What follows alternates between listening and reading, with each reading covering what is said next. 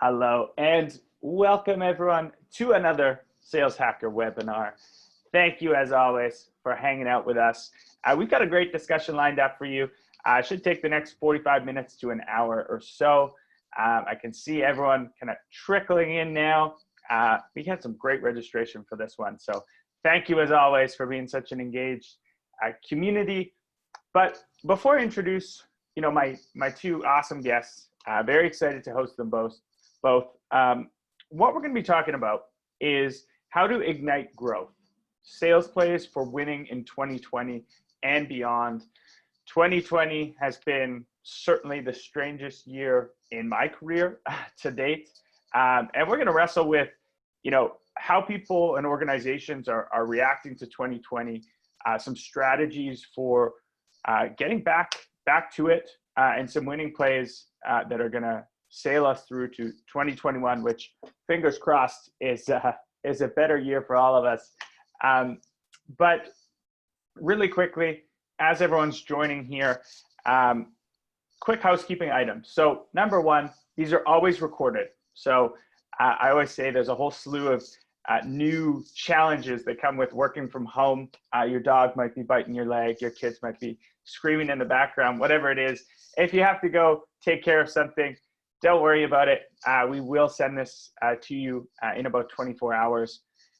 And then last but not least, this is going to be a roundtable discussion. So we have some really key kind of talking points, some meaty content we want to get through, but it's always so much more fun for myself and for the panelists when we know who we're rocking with, we know who we're hanging out with. So if you can go down to the chat feature, just at the bottom there, introduce your name, your title, the company you're with, so we can kind of get a gauge on the audience. And then secondarily, we would love it if you were in the driver's seat for some of this conversation. So if you have some specific questions that pertain to this topic, please do send them our way. There is a chat section, Q&A section, different than the chat section. I'll be keeping my eye on that. And we'll kind of be pulling from there as we go. If there's relevant questions, we'll get to them right away. If they're a little out of left field maybe, which are allowed, we'll get to them at the end. But I think that's all the boring stuff out of the way. Let's dive into it. I want to welcome my two guests. I'm joined by Ravi Sharma and Mike Cabot. Mike and Ravi, welcome. Thank you. Thanks, Scott. Glad to be here. Yeah, looking forward to hosting you both and picking both your brains. And so just for the audience's sake, do you guys mind, and Ravi, I'll start with you. I always call it, can you give us the 2-minute superhero origin story of Ravi? How did you get to become a VP of sales at such a cool, fast-growing company? Yeah, happy to do that. 2 minutes is plenty, by the way. So again, just way of introductions, right? I lead the high-tech team and the growth team at D&B Digital, and actually came to D&B through the Lattice Engines acquisition that took place about a year ago. And prior to that, I was at Lattice Engines for about 4 years in a variety of different roles, from both as an individual contributor all the way to managing our growth team. And as far as the journey's been fun, interesting, with a bunch of ups and downs, like every other sales story you can imagine. But to me, I've been in the high tech space for 20 plus years, and just have worked through a variety of different companies and selling solutions across the board at companies like SAP to obviously kind of where we all live now, which is a SaaS world. So within Lattice Engines, I had a great opportunity to just kind of move up the ranks, given the growth that we were experiencing from the time that I joined. And to be, just to kind of be perfectly honest, it's been kind of nice to see the predictive analytics space. And I'm sure Mike's gonna have some thoughts here too, but from being it's a predictive analytics tool for prioritization being managed by a few data analysts, it's really become core to kind of the go-to-market strategy for most companies as they're looking to kind of scale and grow their business.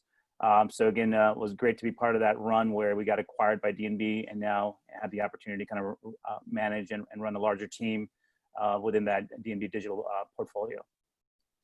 That's awesome, man. Thanks for sharing. So many on the line will look at, a career like yours, and that's what a lot of us are trying to emulate and trying to do. Is there any like red thread throughout your career that allowed you to kind of keep progressing? When you look back now, what do you think it was that allowed you to do that? Yeah, I'd say probably a couple of things that, again, are common threads in a sales career, but sometimes overlooked or kind of put on the back burner. And I think it starts with kind of just sense of humility. I think especially kind of the world that we are living in now, as you mentioned, right?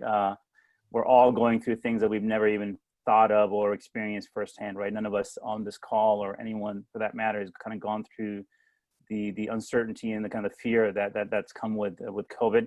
So, to me, it's always been about how can I help the customer, right? Kind of looking at things from a customer lens, right? The sale will come, and again, we're all in sales, so it's like you got to hit your number at the end of the day, right? That's obviously there. But I think if you've always kind of put that customer focus up front and center, right, and try to really to kind of look at your engagements through that lens, it goes a long way, especially in the Valley, where you end up selling to the same companies, end up interacting with the same people, right? So when you have that kind of customer-centric view, again, I hate to use some of those terms, but it is true, it's that customer-centric view, and kind of layering some of the humility. And then I think the other piece that sometimes gets overlooked, especially in this day and age, being 20 plus years in the sales world, it's just pure grit, right? There's no substitute for grit, like it or not. Like, it's just the way of the world. And especially as you see, buyers becoming more sophisticated, companies becoming more sophisticated, you have to be customer centric, but you also have to be able to, have that grit and persistence to kind of push things through especially when things get a little tough and uncertain. So those would be probably the two kind of characteristics that I'd say kind of have definitely helped me kind of be successful in this profession. I love it, man. I love that. And oftentimes that humility and grit kind of come hand in hand, because you have to be humble enough to, roll up your sleeves and really get it done, even as you progress. I love it, man. Mike, same question, you quick kind of backstory, how you got to where you're at today. Yeah. So I've been also in sales for about 20 years or so. But my early days, I spent some time in real estate, and it was an interesting thing, was just trying to get out of that and shift into tech. And it took a lot of networking. Eventually I did it. And then once I got there, just worked really hard, started as an SDR, and just never stopped learning. And then went from SDR to selling kind of larger deals, and then started doing early stage startup stuff. So probably most notably, a company called Infer, we used to compete with Lattice Engines. So it's something I'm definitely passionate about, and it's been fun. It's been fun now to actually buy a solution like that, not just sell it. So that's really what's kind of got me here, is just continued hard work. And I think maybe to answer your question about what's the common thread, one of my former CEOs called me a walking self-help book, mostly because I just was constantly sort of seeking feedback and trying to learn. And I think that, combined with just hard work, and I always tell that to younger folks that ask, how do I get promoted? And I always tell them, like, the foundation is just work harder and hopefully smarter too, but you got to put the work in. I think that's done me well. Mm-hmm. I love it, man. That lifelong learner piece is so huge. I got to ask, did you guys ever compete head to head on a deal, or was that the timelines add up? Timelines missed. We never actually went head to head. That would have been a great one. Funny story on that. Actually, Mike came to my last company and actually pitched us the Infer predictive solution. So I actually met Mike as a customer prior to joining Lattice. So again, we go way back, and again, he was one of the early, kind of doing the evangelical sale about evangelizing the value of predictive, where people didn't even know what that meant. So a lot of props from Mike for kind of, again, being one of those early guys to really kind of pound the pavement around, hey, there is value in this. And I'm sure, even though he's not front and center in the space anymore, I'm sure he is happy to kind of see the progression of the space, and again, the way the companies are starting to kind of leverage it, including, Mike as a customer now. Absolutely. Yeah. Totally. All right. We already have the questions pouring in, which I love. So we've hit on a topic that a lot of people, it's front and center for a lot of people right now. Before we get to some of the audience questions, though, let's just start at the beginning, right? Let's hear specifically how, D&B and MalwareBytes sales teams have been impacted by the changes we're seeing in not all markets, but most markets. And Mike, let's start with you this time. Sure. It's been interesting for us. We have in MalwareBytes, we sell into everything from really small companies to really large companies. And what we found is that we've been hit hardest sort of in the smallest companies we sell into. They tend to be the ones that have sort of been shortest on cash. The larger companies have been able to kind of hold off longer in terms of layoffs and cutting budgets. So we've tried to sort of shift some more efforts around that. But yeah, definitely longer cycles. After we started working from home, we kicked off an initiative, and it was called 30 for 80, and it was sort of a joke but sort of serious, that took 30% more work to get 80% of the results you had before the pandemic kicked in. And so that was a tough thing for folks, but we got around it and kept pumping. Yeah, I like that, the 30 for 80 rule. And then once you just call it out, it makes it a thing, and you're like, all right, we're gonna have to work harder. This is the way it is. I like it. Ravi, what about from your side? Certainly, I can relate to a lot of what Mike's saying. We're seeing it, on the outreach side, sales hacker side is, SMBs getting affected. Enterprise still kind of staying the course for the most part. Yeah, so to me, there's been kind of a couple of different learnings. One, just at the human level, right? So I mean, again, we kind of got hit by this thing. No one expected it, and there was this oh shit moment, right? Like, what do we do? How do we react?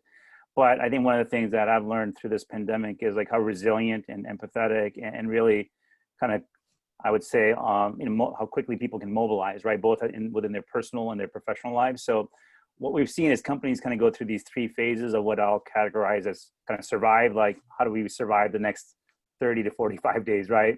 This thing is now front and center. How do we deal with it? And I think most of the companies are out of the woods with that, right? Because I think most of the companies now 8 months in with this thing. I think people have a sense of like, kind of what we're dealing with. And then the next phase of that kind of curve is, reset. You kind of reset once you kind of get out of that survive mode, and you say, hey, how do I look at my business and really reset? If this is the new norm for the foreseeable future, what do I need to do for my go-to-market strategy to really make sure I not only survive, but then the third one, I thrive, right? Because, let's be honest, there's companies out there that are actually benefiting from the COVID pandemic, right? So companies, like the one Mike's in, right? Security is doing well, kind of the web business, right? Anywhere from cloud providers to the web conferencing providers like Zoom, right? So we've really seen kind of that three categories of survive, reset, and thrive. And I'll just kind of put some color on what I mean by that. And for one of our customers that's in the public cloud infrastructure space, right? They have a slew of products that they provide, but one of the things that they did very quickly as soon as COVID kind of again became front and center is they pivoted their go-to-market by focusing on solutions that were more conducive to work from home environments, because they did have, again, a broad portfolio, but they also had a bunch of products that again worked really well and supported the new normal. And they were able to very quickly pivot just using the platform with kind of propensity modeling and third-party data to say, hey, here's the companies we should be going after, and here's some of the channels that we should be leveraging to kind of make sure there's kind of that effective engagement. And the other one, if I have a sec here, I'll just add, just again from a customer perspective, is we recently won a customer in the project management space, and they started out their project as a new customer acquisition. Most companies want to very much focus on top of the funnel. But as COVID again became front and center, they said, you know what, we want to focus on adoption and expand the existing customer base. So it was really all around how can we help our customers better monetize our software, because it's a usage-based software platform. So they kind of pivoted from this evaluation from new customer acquisition over to really kind of doubling down on their installed base. Yeah. That makes total sense to me. And I like these three buckets of, survive, reset, thrive. I think that's super accurate of what people are going through. And just hearing you say 8 months in, that's crazy. And we're 8 months into this thing. That is wild. All right. We got a couple It depends on who you ask, I guess. Yeah. All right. We got Mike, someone's taking a jab at you here. Jonathan says, did Mike agree to do this just to get out of doing yard work? Someone's doing the heavy lifting out there behind him. I thought that was funny. Yes. All right. So let's quickly do a poll. So those are some of the challenges Ravi and Mike have been seeing with their teams. I would be curious to see, we got a ton of people on here right now. What challenges are you seeing out there? And I'm going to launch this. So we're going to ask, what changes have you noticed in your own markets and pipeline? You got a bunch of answers there.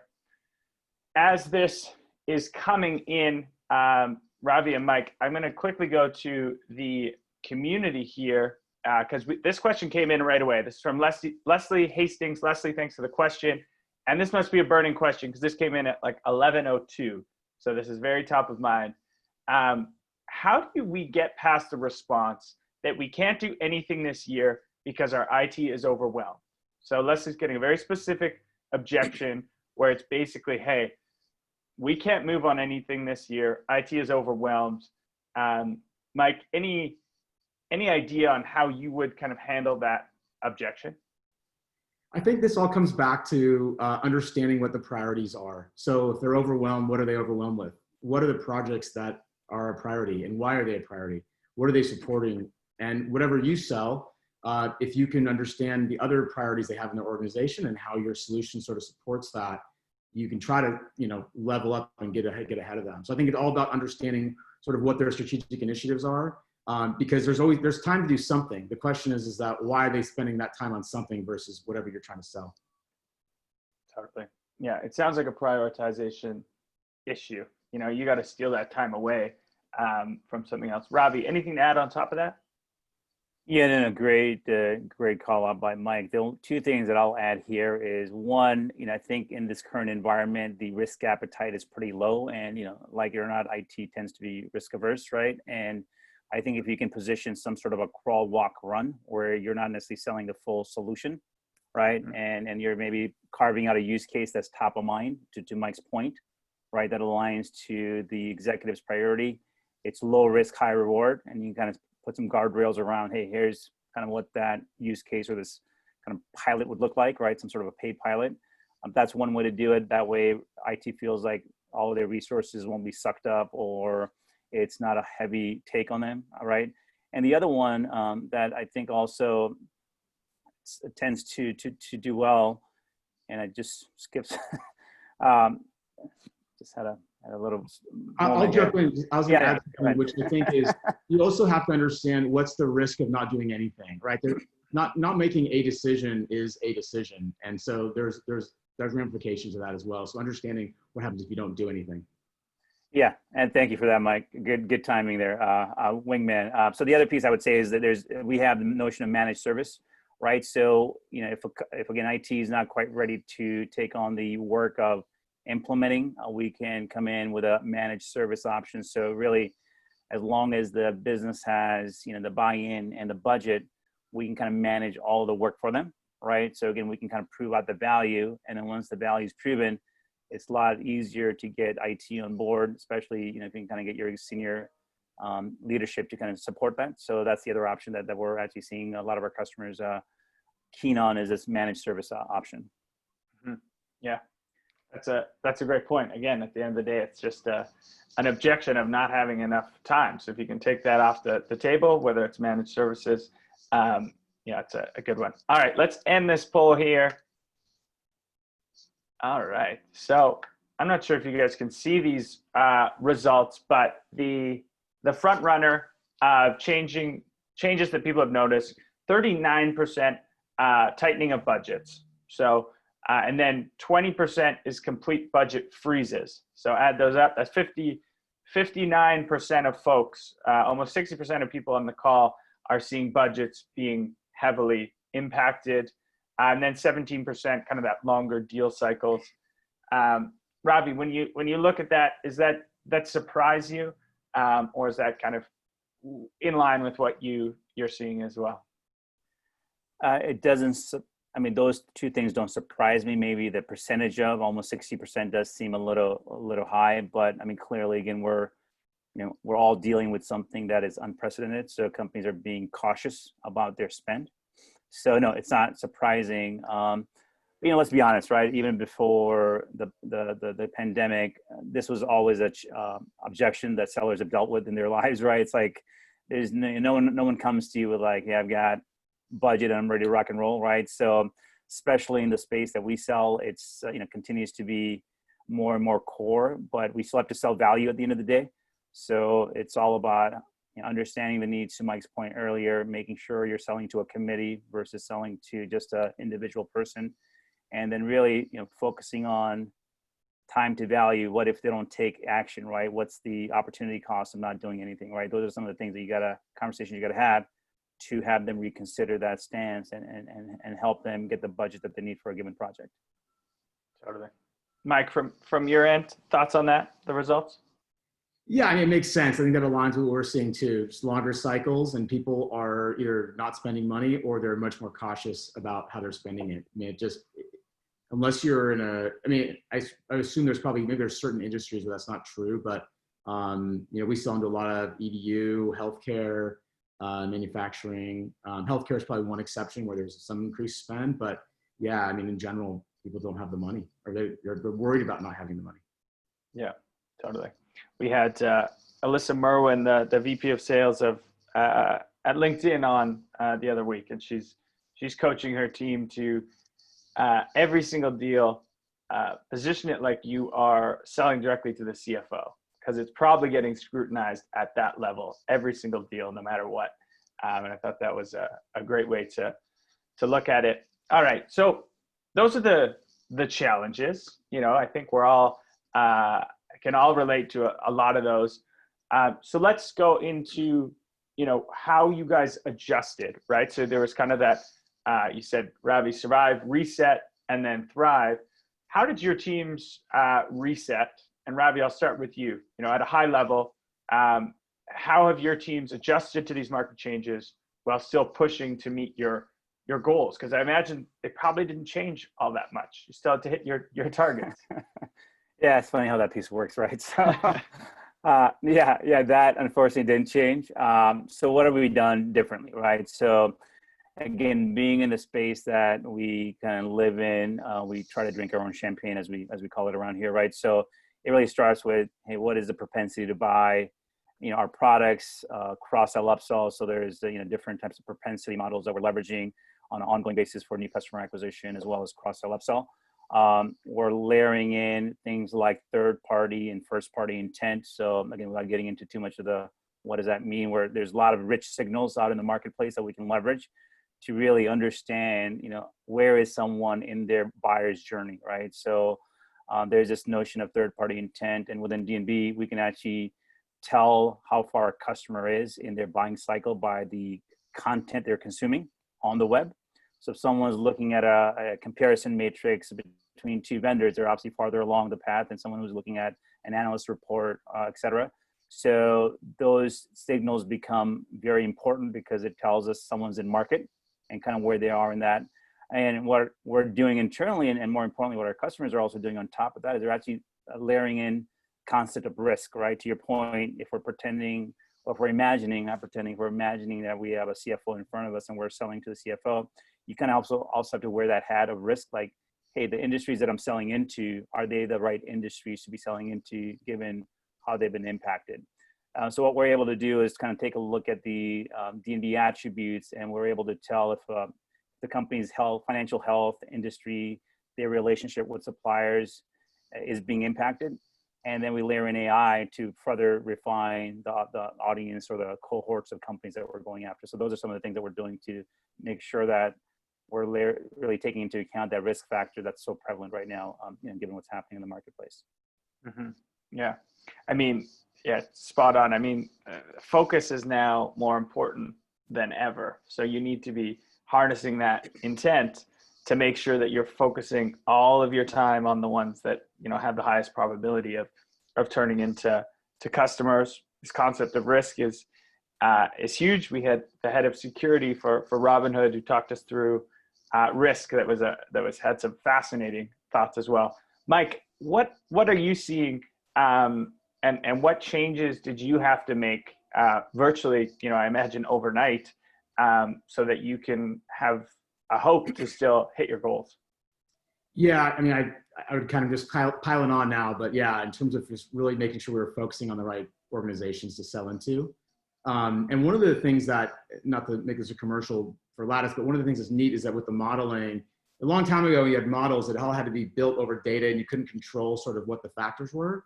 But now you can actually go in. So one of the things we did is we went into our predictive model and said, you know what, these industries are getting hit hard right now. So we tweaked our model without even having to have historical data to sort of change it. So, and that's really huge for the reps because now they can show up and automatically now all their accounts are sort of reprioritized based on what we know is happening in certain industries that are just not doing well.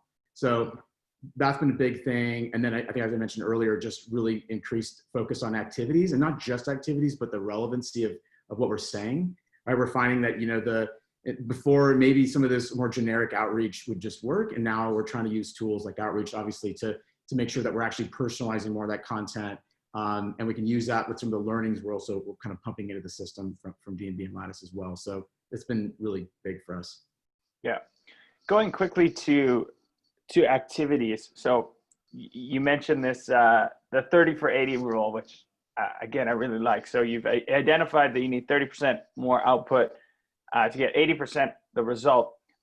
Did you then push that down to your team and say, hey, you know, we're going to have to do 30% more calls. We're going to have to send 30% more emails to get the result?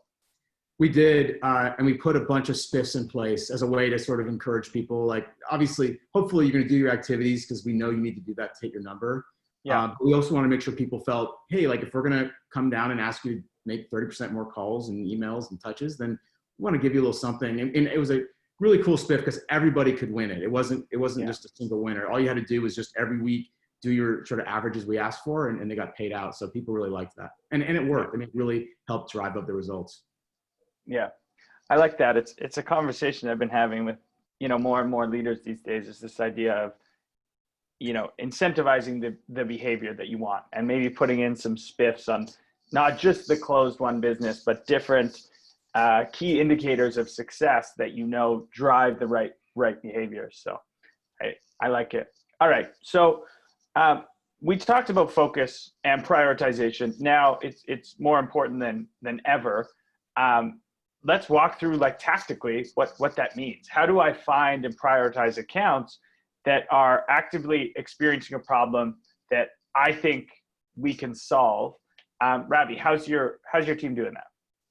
Yeah, so again, luckily we're in this space, so it is something that we're very familiar with, and we're doing even more to truly identify what we call in-market customers. That's kind of, I think, where you're going with this, Scott, right? So again, the fit piece is a good starting point to identify your total addressable market. Like, hey, who all is it that out there that you can kind of sell to? But then what you want to do is, again, layer in that not only third-party intent, which is telling you, hey, there's active sales cycles out there, and the ones that are farther down the buyer's journey, you want to get them in the hands of sales, give them that account intelligence view so they can have more of those consultative conversations. Because, you know, let's be honest, to the survey earlier, budgets are tighter, budgets are sometimes gone, right? So you got to be able to have a very kind of customer-centric or business-centric conversation. And you know, people aren't knocking on our doors, right? So you have to kind of do outbound, right? So a lot of what you're doing is kind of that classic outbound sales place. So in sales, that's the most uncomfortable thing, but it's also the most rewarding, right? Because you're being asked to kind of call out and engage with the customers. So what we're trying to do for our sellers, for the accounts that are sales ready, is we've got a nice integration with outreach, where we're helping them personalize the sequences, right? By leveraging things like technology attributes, intent data, right? So instead of just a kind of a generic template that might be going out, you can kind of hyper personalize that. So that's seeing nice kind of open rates within our SDR organization. So that's kind of one thing that seems to be working rather well. Open rates, and then leads to more meetings, and that's kind of that's golden at the end of the day, is getting those initial meetings set up. And then for the ones that are farther down the path, we have an integration to also Salesforce, so we're giving kind of this rich customer 360. So those sellers can have more of that business context conversation. We call it talking points, right? But it's essentially a kind of a account intelligence view. And the third piece that I think we don't want to overlook is, because a lot of what we're talking about here is on the sales side, but it all starts with the top of the funnel, right? So let's be honest, at any given time, there's only about 5 to 7% of your TAM that's actively looking for the products and services that you provide, right? What that means is that you don't want to ignore the rest of that TAM. So what we do is we're able to really take the rest of the cohort and then basically help companies run more targeted programmatic email nurture campaigns. And then ultimately what you want to do as a marketer is you want to see of those programs that you're running, how many of those companies are landing on your website, right? Because us working from home, that becomes even that much more tricky these days, right? Because we're all using our ISP. You know, I probably am showing Comcast here, right? And what have you. So how do you know it's Ravi from D&B, right? So again, we have an interesting way of unmasking who the company is, even if I'm coming through my ISP. So that's, again, golden for marketers because they can use that data to retarget for folks that aren't ready. So that's another really good source of kind of putting good warm leads in front of sellers. But it all starts with making sure that you're running very targeted kind of programmatic campaigns at the top of the funnel, and then kind of measuring and being able to unmask the folks that aren't ready to fill out a form. And again, those are some of the kind of tactically things that we're doing to kind of drive pipeline and ultimately, you know, help hit our targets. I like it. All great strategies. I'll throw one on top of that, which is kind of in line with a few things that you've said there. But I've heard of a lot of sales leaders harnessing inbound intent, and then so inbound leads, they're paying much closer attention to what industries they come from, what personas are coming in, and then doing outbound campaigns, basically like a lookalike audience to them, which I thought is a great strategy, given, you know, like we talked about, focus is so important. Mike, what about yourself? Did you change your, you know, good old fashioned discovery at all, or you know, how are you prioritizing accounts? Yeah, I mean, the way I think about it, and we kind of touched on this, but you have kind of your 3 scores. You got your fit score. Could you sell to them ever? Engagement score. Are they engaging with your, you know, your website, your content, and then third party intent score. And to me, we talk about the reps is that any high indication on any of those factors can be a good thing, but the more you see across them, the better. So if you see kind of top scores across all 3 categories, wow, like that's where you want to spend your time. And then you can kind of, you know, pull back from there. So that's been really helpful for us in terms of, I'm thinking about that. I like it. So you breezed over that quick, but I think there's a lot of gold in there. So you said fit score, engagement score, third party intent score. Can you go a little bit deeper on each one of those and what those mean? Sure. So your fit score is just, could I sell to this company ever? Do they look like the kind of companies, organizations that buy from me?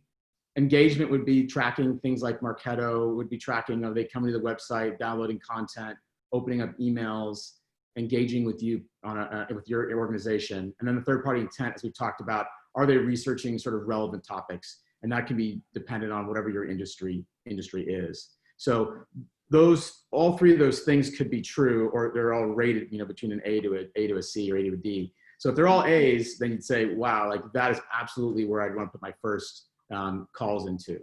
And something else I would actually add to this is for our upsell team, we're also using a similar model where we're trying to also look for things not just upsell for attention.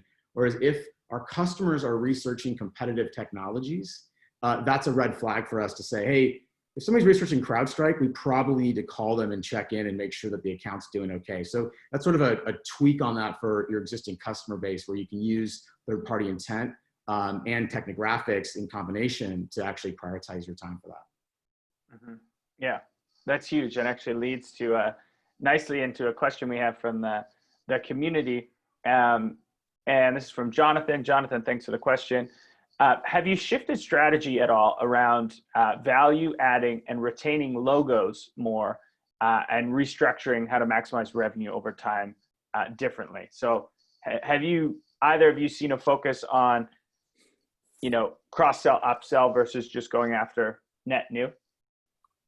Yeah. Robbie, we'll start. Yeah, I can jump in. Absolutely, right. So as I kind of shared an example earlier where we engaged with a customer, they were kind of initially focused on new customer acquisition. And again, as the pandemic kind of hit full speed, they kind of shifted their priorities. So we're absolutely seeing this within our customer base.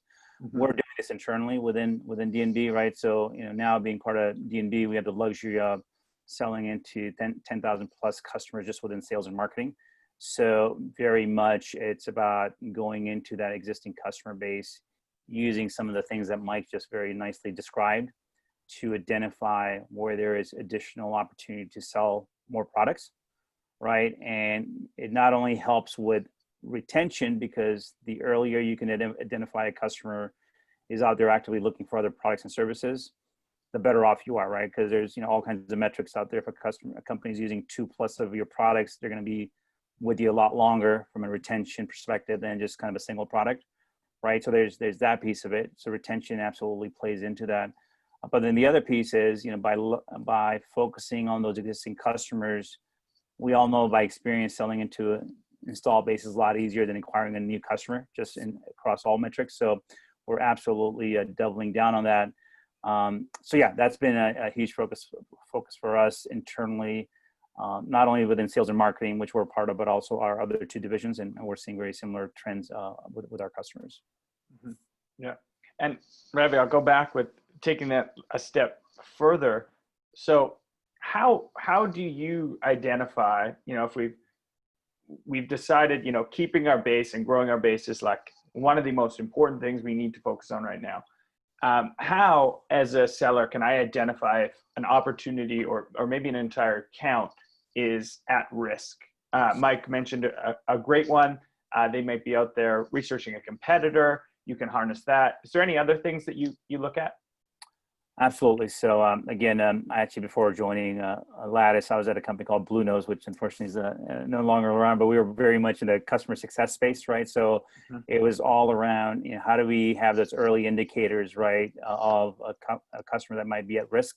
So the nice thing these days, besides just the third-party signals, there's things like usage data, right? So one of the things we're able to do is kind of look at the usage data of our given customer, right? Is there an increase? Is there a drop? That's a clear indicator that something's going on if you see a sudden drop in their usage. The number of help desk tickets, right? Are there a number of kind of customer support tickets that are popping up? So again, the way our platform works, it's kind of unique that way. We can ingest all of this third-party data to identify, are there other signals that are indicating that the customer may be at risk. And the third one, from just a propensity perspective, we talked a lot about new customer acquisition, top of the funnel, but we can also build expected value models. So we can look at our existing customers that have bought 2, 3, 4 products, and what are the characteristics that are common in those customers, and use that expected value modeling to identify other customers that would be a good target for us to go after. Mm-hmm. I like it.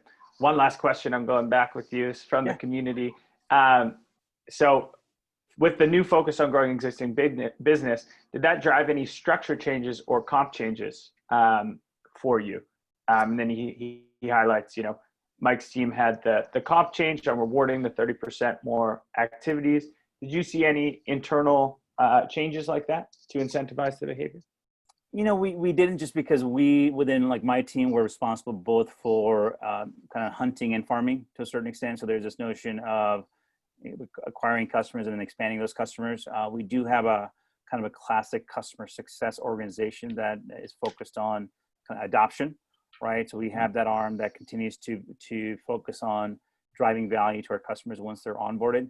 But we didn't structurally change a whole lot that way, just because, from the get-go, we were very much about, hey, just not about bringing in customers, but how do you then grow that relationship? So we haven't changed that way. Got it.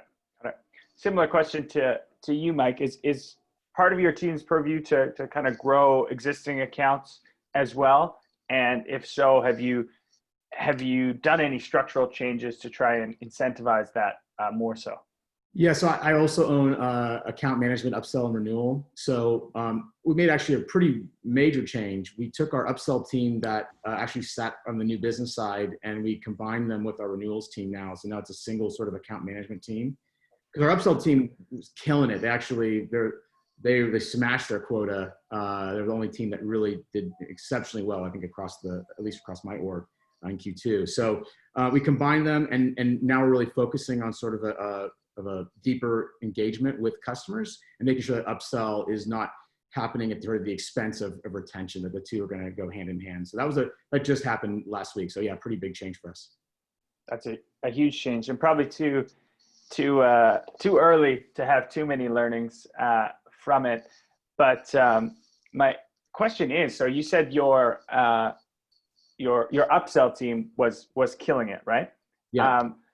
Can you share any strategies that they were doing? I know there's the classic that you know, on the renewal side, you maybe don't hear from them too much, and then they're just, you know, renewing right away, and that's always the worst feeling as a buyer. Can you maybe share some strategies the upsell team was using, maybe renewals as well? Yeah. So one thing is that in terms of upsell, they're using employee data to look at how big the account was versus how many seats we sold. And that's like their favorite report, because it's sort of just gold sitting there. You have this list of accounts where you know that there's more to be sold there, so we can pick up some more seats. That's one thing they did. And then they also looked at accounts that were running a on-prem solution that would be a good fit for cloud. And we know certain industries like cloud better, and so also focusing on that as well. So that was the main thing we did on the upsell side. On the retention side, it was really, they were kind of in a 90-day cycle. They really would pick it up at 90 days. And so now with this new combined team, they start day one. And now we have also an increased focus and compensation tied to deployment, which is not something we have actually had anybody tied to before. So that's a new thing for them. I like it. Thanks for sharing. All right, I want to shift gears a little bit. And we talked slightly about, Ravi, you mentioned, you know, the shift into outbound and putting some more resources there. Let's talk a little bit about how to personalize, you know, some outbound engagement to make it relevant and valuable to your prospects. Because I know certainly my inbox is noisier than ever. I feel like there's probably been exactly a 30% increase to Mike's rule. It seems like a 30% increase in activities, at least what I'm seeing personally with people trying to sell me stuff. How are you guys standing out from the crowd, sorry? Crowd and the cloud, right? All the same these days. Right? Yeah. So again, you know, we've talked about some of the third-party data that's available, right, out there to start to personalize, right? I mean, with all of the offline events gone for the foreseeable future, right? Companies like it or not are doubling down. That's why you're probably seeing that 30% spike in your inbox, right? You know, companies are doubling down on their digital kind of focus, but that also leads to a lot of noise, right? So, you know, I have a couple of thoughts, and I want to, you know, just kind of, philosophically, there's things that you can do, but again, it's hyper relevancy, hyper personalization, whatever you choose your word, it's critical to company success these days, right? So, you know, leveraging that third party data in the channels that you use to engage is just critical, right? That kind of starts with one. But I think philosophically, there also has to be some changes, right? Especially as we kind of deal with the new norm. And it really starts with a tighter sales and marketing alignment. Again, that's been around, like, you know, if you believe in the ABM kind of framework, that's front and center. But it's really using those real-time insights and that feedback to kind of inform your sales and marketing teams how to kind of engage and take that feedback loop into your day-to-day. Because sometimes you wait weeks, if not months, to kind of take that feedback. So kind of that tighter alignment is really, really critical. You also have to differentiate on digital, right? So everyone's doing digital, like, so you're not doing anything different there, but it's really critical to be hyper relevant, right? So, you know, mapping out where each buyer is in their buyer's journey and engaging with the most relevant content becomes really, really important. Again, easier said than done, but if you have some of the tools in place that allow you to create always on segments, allow you to then activate those segments on the fly in real time, really helps with that, right? And then engaging with your buyers where they are, right? Again, buyers are all over the place, right? If you kind of look at any person these days, they're going anywhere from emails to a website to mobile, connected TV. So really, how do you engage across these different channels and where they live? That's really, really critical. two quick points that I'll highlight and then I'll pause is we have to be agile, right? If anything, COVID's taught us is to be agile, right? You cannot be agile and survive in this environment. So as things unfold, how do you take that feedback and incorporate that into your kind of go-to-market and your business environment? And last one that I probably should have started with the first, right, is kind of empathy and tone, right? No one wants to hear a sales pitch, right? No one wants, Ravi to call and say, hey, are you interested in our ABM platform, right? You want to be relevant. You want to be empathetic. You want to realize that not only the budgets might be shrunk, but these people have been cooped up in their homes, right? With the kids all around, right? Like, are you catching them at the right time and all that? So I think that piece is probably number one. And then some of the other pieces that I shared. Mm-hmm. Yeah. Empathy and tone, now more important than ever. This idea of being hyper agile is huge. I've actually got an example I'll share of that on like a really micro scale. And so this week we're hiring a partnerships manager on the Sales Hacker team, and we announced this earlier this week. And the first day I got 100 emails and one phone call. And then I announced that, and I said I only got one phone call. And then the next day I got like 100 phone calls and one email. And both times the people that were swimming where the noise wasn't got my attention, right? So it's this idea that you have to show up in all the different channels because you never know which one is going to be, the noisiest. So I thought that was a micro example of what's happening on a macro kind of scale of this attention pendulum kind of swinging from different channel to different channel.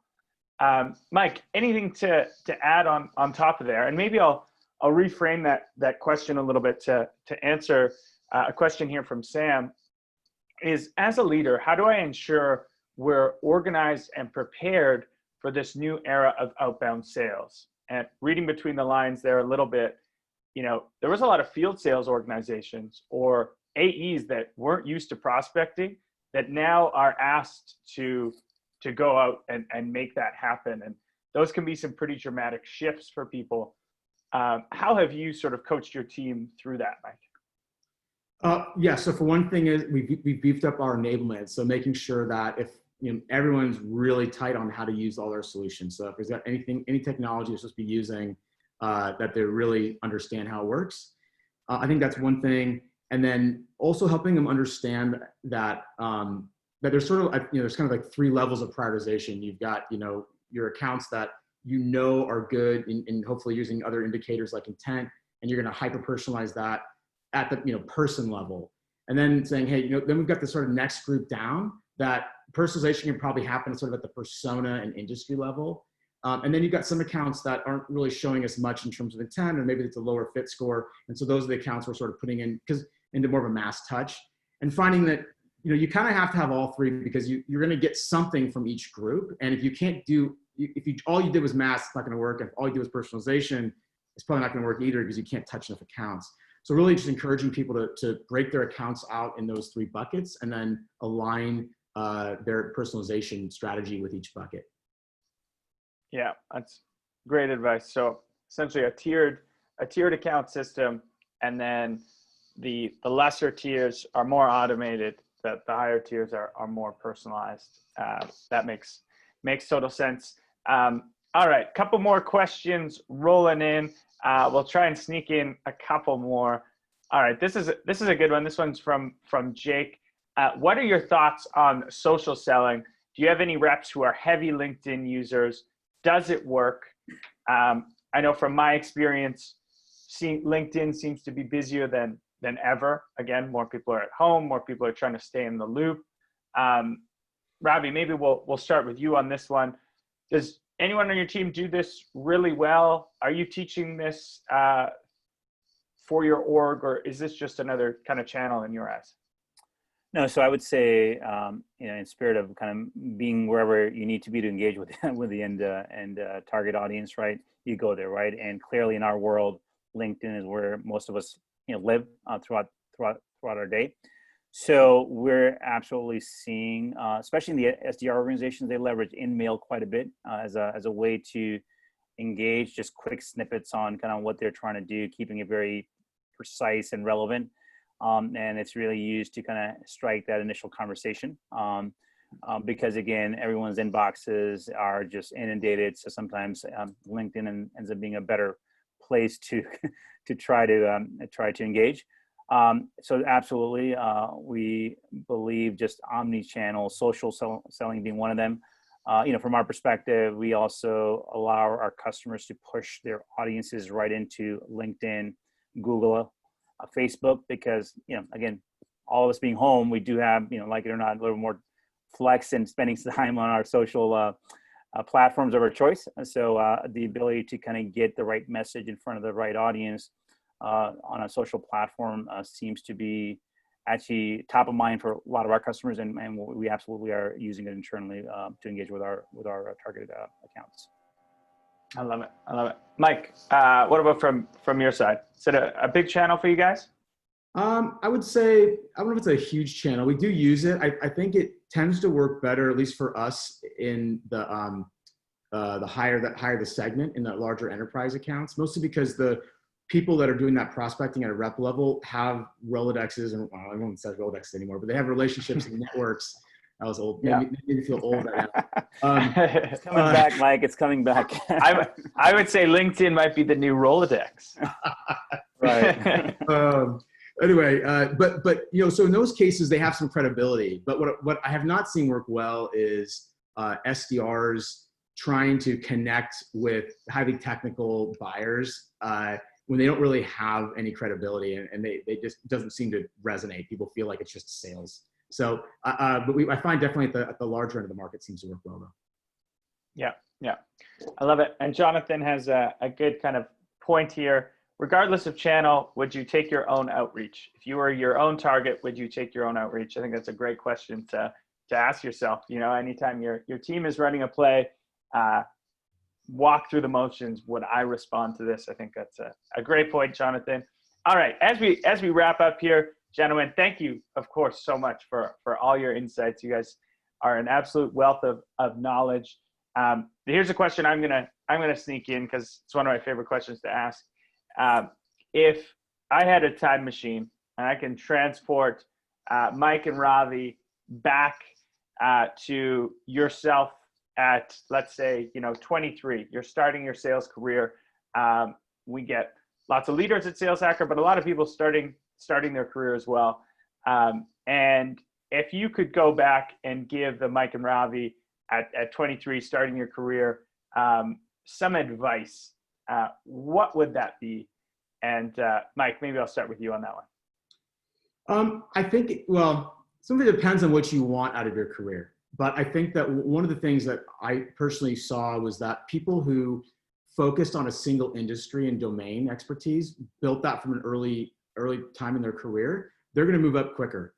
So if you bounce around between industries or domains, you have to relearn it. There's new people to meet. You don't have as much domain expertise. So if you're trying to move up quickly, I would say that's something to really focus on.